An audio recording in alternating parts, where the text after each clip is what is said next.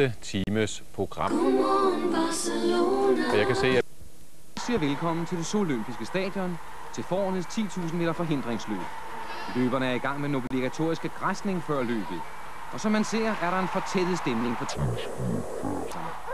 de to løbsofficials får løberne hen til startlinjen. Vi venter kun på startskuddet. Og så er løbet i gang. Nej, det er det ikke. Der er noget galt. Løberne virker lammede.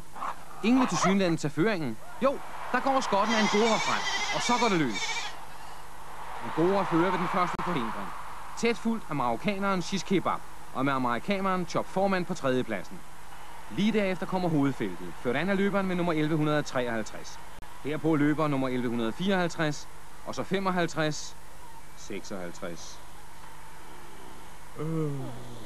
57, 1108.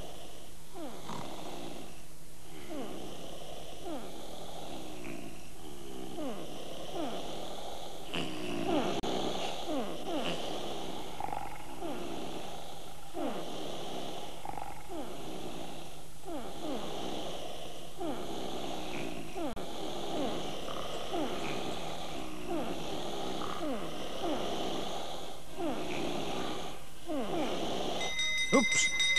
Løbet ringes af. Angora har vundet forårets 10.000 meter forhindringsløb. Begejstringen skyller ned over vinderen. Altså guld til Angora, sølv til Shish Kebab, nej. Til Chop Foreman, nej. Det er svært at se, hvad der egentlig foregår, så vi slutter herfra tilbage til studiet.